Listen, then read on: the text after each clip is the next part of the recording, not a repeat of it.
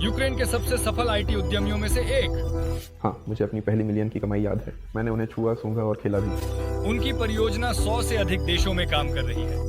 मेरे पास हमेशा खुद के लिए कुछ असाधारण ऊंची अपेक्षाएं रही हैं। उनके बारे में टॉप डिजिटल इवेंट्स में चर्चा होती है। राजनीतिज्ञ और शो बिजनेस सितारे उन्हें युवा प्रतिभा कहते हैं। ये मेरा काम नहीं तय करना कि सबसे सफल आईटी विशेषज्ञ कौन है या सबसे युवा कौन है। आईटी बिजनेस के गुरु 18 साल की उम्र में उसने अपनी पहली $1 मिलियन की कमाई की। उसकी स्टोरीज ऐसी लगती हैं जैसे किसी फिल्म के वे हिस्से हों जिनकी जीवन शैली पर कई लोग रश्क करते हैं। वदीम मशरूफ एक साधारण लड़का लेकिन असाधारण बिजनेस महत्वाकांक्षाओं के साथ। महज 22 साल की उम्र में वदीम मशरूफ 30 से ज्यादा देशों की यात्रा कर चुके हैं और दुनिया के सबसे शानदार होटलों में ठहरे। इंस्टा ब्लॉगर, निवेशक, प्रतिभाशाली उद्यमी और एक अच्छा इंसान। वदीम मशरूफ इंस्टाइमे प्रोजेक्ट के निर्माता। सब कुछ कैसे शुरू हुआ? असल में जब मैं 11 साल का था तो हम अपने माता पिता के साथ शहर से बहुत दूर चले गए थे। आमतौर पर 11 साल के बच्चे अपने दोस्तों के साथ बाहर खेलते हैं, सड़कों पर घूमते हैं, साइकिल चलाते हैं और इसी तरह की चीज़ें करते हैं। मुझे अपने दोस्तों के पास जाने के लिए करीब 7 किलोमीटर पैदल चलना पड़ता था। मैं बचपन से ही थोड़ा सा आलसी था। मुझे पैदल चलने में आलस आता था, लेकिन भगवान का शुक्र है हमारे पास पुराना कंप्यूटर था और शुरू में मैं कंप्यूटर पर ही खेलता था। फिर जब मैंने पहली गेम पूरी कर ली तो दूसरी खेलने का मन हुआ। खेलों के लिए पैसे नहीं थे क्योंकि परिवार बहुत अमीर नहीं था, तो मुझे कोई और तरीका ढूंढना पड़ता था कि इसे कैसे बदला जाए। लेकिन किताबें थीं, मुफ्त की लाइब्रेरियां थीं जहां से असल में किताबें ली जा सकती थीं और अगर 2 साल बाद भी लौटा दो तो भी कोई नाराज़ नहीं होता था, सब ठीक रहता था, कोई सरप्राइज़ नहीं। बस यही, मैंने पहली किताबें लीं और गेम बनाना शुरू किया। तुम्हारी पहली नौकरी? ये तब था जब मैं 14 साल का था, 14-15 साल का। मैंने नौकरियों के लिए विज्ञापन ढूंढना शुरू किया और उन नौकरियों की आवश्यकताएं देखनी शुरू की। और मैंने वो नहीं सीखा जो असल में प्रोफेशन के लिए चाहिए था, बल्कि वो सीखा जो नौकरियों में मांगा जाता था। मैंने बहुत लंबे समय तक सीखा, लेकिन क्योंकि मैं बहुत अधीर था, मैंने थोड़ा सा चालाकी करने का फैसला किया। मैंने जिन जिन लोगों को जानता था कि उनके पास कंप्यूटर है, उन सबसे मॉनिटर मांगे। मैंने नौकरियों में पूछे जाने वाले सारे ज़रूरी सवाल ढूंढ निकाले। 3 मॉनिटरों पर यह करना बहुत मुश्किल था। असल में 2 मॉनिटर थे और एक लैपटॉप भी ले लिया था। हर जगह मैंने टैब्स तैयार कर रखी थी कि मुझसे इंटरव्यू में क्या क्या पूछा जा सकता है। मैंने काफ़ी देर तक कोशिश की कि मेरी आवाज़ थोड़ी भारी लगे ताकि लोग ना सोचें कि मैं कोई बच्चा हूँ यहाँ। और फिर असल में मैंने इंटरव्यू देना शुरू कर दिया। ये एक अमेरिकी कंपनी थी जिसका नाम था योर गेम्स। वो लोग असल में गेम डेवलपमेंट का ही काम करते थे। पहली बड़ी कमाई? असल में मैं बहुत ज़्यादा कमा रहा था। मतलब एक बच्चे के लिए मेरी प्रति घंटे की दर $15 थी। ये बहुत बड़ी रकम थी। उस समय मैं कम से कम $2000 महीना कमा रहा था। एक बच्चे के लिए यह बहुत बड़ी रकम थी। उसके बाद मैंने 17 साल की उम्र में कार खरीद ली थी। वो मित्सुबिशी आउटलैंडर थी और वो पूरी तरह से टॉप मॉडल थी। प्रोजेक्ट मैनेजर की नौकरी क्यों चुनी? मैंने वहाँ 1-2 महीने में प्रोजेक्ट मैनेजर बनने की कोशिश की, लेकिन सच कहूँ तो मैंने वाकई बहुत कुछ सीखा। इस पूरी कहानी के बारे में किताबों में बहुत कुछ पढ़ा। फिर मैं इंटरव्यू देने गया। समस्या ये थी कि मैं लोगों के साथ बहुत कम संपर्क करता था। मतलब मैं इंटरव्यू में जाता था या तो चुप रहता था या हकलाता था या बोलने में शर्म महसूस करता था। और मैनेजर तो थोड़ा महंगा आदमी होता है। मतलब मैनेजर वो इंसान है जो लगातार लोगों के साथ टकराव में रहता है। असल में हमारे पास वहाँ सब कुछ था। उस समय 2 PM थे, 2 मैनेजर। मैं तुरंत ही दोनों में से मुख्य बन गया। ये कोई खास सम्मानजनक पद नहीं था, लेकिन मैं सबसे अलग था, सबसे कूल। कुछ महीनों में ही मैं मुख्य बन गया था। मैंने बहुत ज़्यादा काम किया। ये दिन में 18 घंटे 12 घंटे तक हो सकता था। 120 घंटे, कोई आराम नहीं, बस 2 घंटे सो लो और फिर से काम शुरू कर दो। और मैंने बिल्कुल सब कुछ करना शुरू कर दिया। मतलब हमारे पास अभी HR नहीं था, यानी कंपनी अभी विकसित हो रही थी। HR वो व्यक्ति होता है जो लोगों को नियुक्त करता है। फिर से याद आया कि मैं ज़्यादा मिलनसार नहीं था। मुझे उन्हें फ़ोन करने और इंटरव्यू के लिए बुलाने में डर लगता था। यानी मैं उन्हें इंटरव्यू के लिए बुलाता था, फिर खुद उनका इंटरव्यू लेता था। मैंने हर एक पद के लिए इंटरव्यू लिया, डिज़ाइनरों का भी, फ्रंट एंड का भी, फिर बैक एंड और सर्वर साइड का भी। मतलब मैंने सबका इंटरव्यू लिया। फिर मुझे लोगों को निकालना भी पड़ा। लोगों को निकालना मेरे लिए सच में एक सदमा था। मेरे लिए लोगों को निकालना बहुत मुश्किल है। मुझे ही सबको निकालना पड़ा। फिर से ये सब जिम्मेदारी मुझ पर ही डाल दी गई। कुल मिलाकर इसमें बहुत सारा प्रोसेस था और सच कहूँ तो जो मैं चाहता था वही मुझे मिला। मुझे कंपनी को शुरू से अंत तक बनाने का पूरा अनुभव मिला। मोटिवेशन के बारे में क्या कहोगे? मैंने कभी भी अपने स्तर या उससे आगे के लोगों से खुद की तुलना नहीं की। मैं हमेशा 2-3 सीढ़ियाँ ऊपर देखता था और मुझे हमेशा उन लोगों तक पहुँचने की चाह थी जो पहले से ही मित्सुबिशी, फेरारी खरीद रहे हैं या अपने लिए हेलीकॉप्टर ले रहे हैं। इंस्टाइम कैसे शुरू हुआ? हम लोगों की मांगों का विश्लेषण करते हैं। किसी को शायद इसमें दिलचस्पी ना हो और हमने सब कुछ खास तौर पर उसी के लिए किया, यानी पूरे प्रोजेक्ट को उसी के अनुसार तैयार किया। आज के दिन कंपनी 110 देशों में भी काम कर रही है। कंपनी में 1,20,000 से भी ज़्यादा उपयोगकर्ता है। फिर हमने उसमें शिक्षा भी जोड़ दी। शिक्षा के बाद हमने वह किया जो मुझे सबसे ज़्यादा पसंद है। हमने एक खास न्यूरल नेटवर्क बनाया जो इंस्टाग्राम पर पेजों को प्रमोट करने में मदद करता है, और अब हम वहाँ और भी शैक्षिक कोर्स बना रहे हैं। वहाँ 8 पेशे होंगे, यानी लोग वहाँ बहुत कम कीमत में पेशेवर शिक्षा ले सकेंगे और इंस्टाग्राम पर पैसे कमा सकेंगे।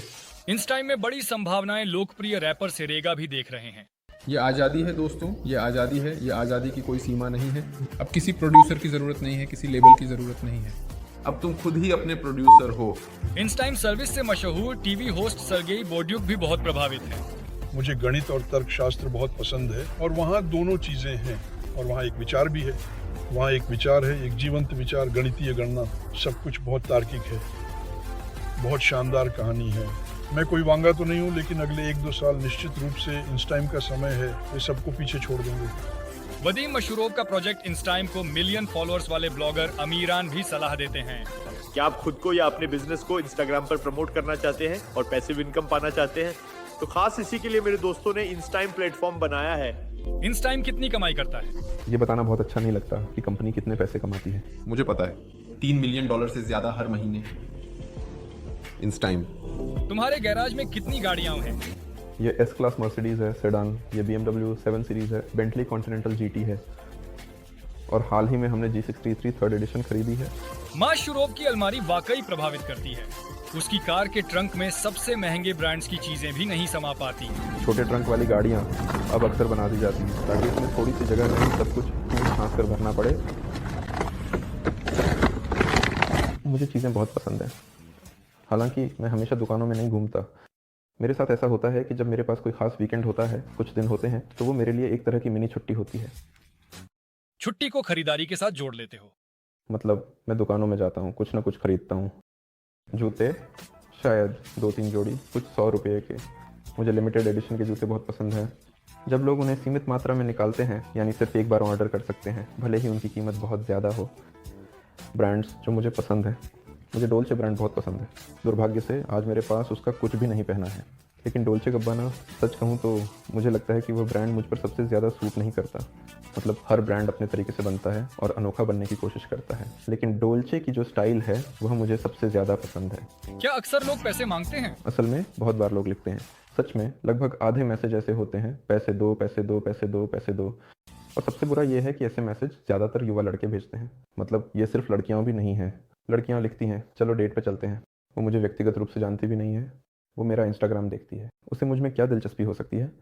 बिल्कुल, उसमें मैं खुद नहीं बल्कि पैसे, अच्छी ज़िंदगी और ऐसी चीज़ें दिलचस्प हैं। मेरे लिए ये सब कम दिलचस्प है। मैं बिल्कुल नहीं चाहता कि कोई मुझे इस्तेमाल करे, बस यही। और वैसे भी मुझे कोई जल्दी जल्दी के रोमांच भी पसंद नहीं है। रोल्स रॉयस में अरब अमीरात में घूमे, फेरारी में पेरिस की सड़कों पर दौड़े, तो फिर यूक्रेन क्यों नहीं छोड़ा? मुझे लगता है जो लोग सफ़र करते हैं वो समझते हैं कि यूक्रेन क्या है। यूक्रेन हमारा परिवार है, यानी यहाँ के लोग मेरे लिए किसी भी तरह से ज़्यादा अच्छे हैं। मतलब तुम लोगों को ज़्यादा समझ पाते हो। लोगों के साथ एक तरह का ऊर्जावान संबंध है। यही है मातृभूमि। असल में जो कुछ भी कीव और यूक्रेन तुम्हें देते हैं वो दुनिया का कोई भी शहर नहीं दे सकता, मुझे ऐसा लगता है। 20 साल की उम्र में ही वादिम मशरूफ गूगल कंपनी को सलाह दे रहे थे। मैंने गूगल के लोगों को बताया कि ब्लॉकचेन क्या है, उसमें कौन कौन से प्रोटोकॉल इस्तेमाल होते हैं, उसमें कौन कौन से कंसेंसस होते हैं, कंसेंसस क्या होते हैं, उसमें क्रिप्टोग्राफी का कौन सा हिस्सा है, ये असल में कैसे काम करता है, न कि जैसा लिखा होता है, और इसी तरह की बातें। यही सब गूगल के साथ हुआ था। काम में कितना समय लगता है? मैं सोमवार, मंगलवार, बुधवार, गुरुवार, शुक्रवार, शनिवार, रविवार हर दिन काम करता हूँ। ये हर दिन ऐसे ही चलता है। ये ऐसा काम है जो जीवन का ज़्यादा समय नहीं लेता। मैं इसे काम भी नहीं कहता, ये बस एक जीवन शैली है। क्या तुम्हारे कोई आदर्श हैं? सच कहूँ तो मेरा कोई खास आदर्श कभी नहीं रहा, और मुझे नहीं पता ये कितना अच्छा है या बुरा। शायद ये किसी हद तक तुम्हारे विकास की प्रक्रिया को जटिल बना देता है, क्योंकि तुम्हें यह नहीं दिखता कि तुम्हें किस ओर भागना है। मुश्किल है, लेकिन असल में मैंने हमेशा अपने लिए बहुत ऊंचे लक्ष्य रखे हैं, और मैं किसी व्यक्ति को नहीं बल्कि उसकी उपलब्धियों के आधार पर आंकता था। यानी मेरे लिए आदर्श लोगों की उपलब्धियां थीं, न कि वे लोग खुद। तुम किस बारे में सपना देखते हो? मैं यह नहीं बताऊंगा कि वह प्रोजेक्ट क्या होगा, लेकिन कुल मिलाकर आगे कुछ सालों बाद मैं इतनी रकम कमाना चाहता हूं जिससे मैं अपना प्रोजेक्ट पूरा कर सकूं। और वह प्रोजेक्ट समाज की सोच को थोड़ा बेहतर दिशा में बदलने के लिए होगा। यानी जब लोग समझेंगे कि चलो हम पैसे इस बात पर खर्च न करें कि हमें खुद की रक्षा करनी है, मैं तुमसे अपनी रक्षा करूंगा, क्योंकि असल में हमें आपस में लड़ने की ज़रूरत ही नहीं है। अगर हम दोनों मिलकर कुछ करेंगे तो वह और भी अच्छा और मजबूत होगा। प्रलोभनों से कैसे लड़ें? प्रलोभन बहुत सारे हैं, सच कहूँ तो हमेशा रहते हैं। लेकिन फिर भी चलिए 1 मिनट पहले की बात पर लौटते हैं। हमारे पास शब्द था लक्ष्य। अगर तुम देखते हो कि तुम्हारा कोई निश्चित लक्ष्य है, अगर तुम समझते हो कि अभी तुम प्रलोभन में पड़ जाओगे, तो यह तुम्हारे लक्ष्य से थोड़ा अलग रास्ता है। यानी या तो तुम पीछे हट जाओगे और पूरी तरह मुड़ जाओगे, या बाएं जाओगे या दाएं जाओगे। ये तुम्हें अपने लक्ष्य को हासिल करने में मदद नहीं करेगा, इसलिए मैं इससे दूर रहता हूँ। मुझे अपने लक्ष्य से कहीं अधिक आनंद मिलेगा बनिस्बत पार्टियों, क्लबों वगैरह से। प्रेरणा कहाँ से लें? वैसे प्रेरणा की बात करें तो सबसे अधिक प्रेरणा शायद किताबों में ही मिलती है। यानी हाल के दिनों में मेरी सबसे अच्छी दोस्त किताबें बन गई हैं। मतलब मैं किताबें पढ़ता हूँ, और शायद इस जीवन में सबसे बेहतरीन चीज़ जो मिल सकती है वह है लोगों के साथ संवाद। खासकर जब कोई व्यक्ति, मान लीजिए हम में से हर कोई किसी न किसी चीज़ में अपने तरीके से आगे बढ़ा है। यानी जब आप किसी व्यक्ति से बात करते हैं तो आप 1 या 2 घंटे में उसकी ज़िंदगी का सबसे सारगर्भित अनुभव ले सकते हैं और उसे अपने लिए समझने की कोशिश कर सकते हैं। शुरुआत करने वालों के लिए सलाह। लोग हमेशा बहुत सारी सलाह देते हैं, मैंने इस बारे में सोचा है। अलग अलग लोग होते हैं और वे कहते हैं कि जब वे अपने तय किए हुए रास्ते के नज़रिए से बात करते हैं तो उनके लिए ये शब्दों का मतलब थोड़ा अलग होता है। और जब कोई आम इंसान जो अभी अभी अपनी राह शुरू कर रहा है इन्हें पढ़ता है तो वह इसे अलग तरह से समझता है। यानी मैं उन्हें कुछ समझदारी भरी बातें सलाह के तौर पर दे सकता था, लेकिन खुद के लिए कोई बहुत बड़ी, बहुत समझदार सी लक्ष्य या फोकस न बनाएं। मैं सलाह दूंगा कि खुद पर 100% भरोसा रखो, हमेशा खुद पर विश्वास रखो और बहुत मेहनत करो। इंस्टा ब्लॉगर, निवेशक, प्रतिभाशाली उद्यमी और बस एक अच्छा इंसान, वादिम मशरूफ।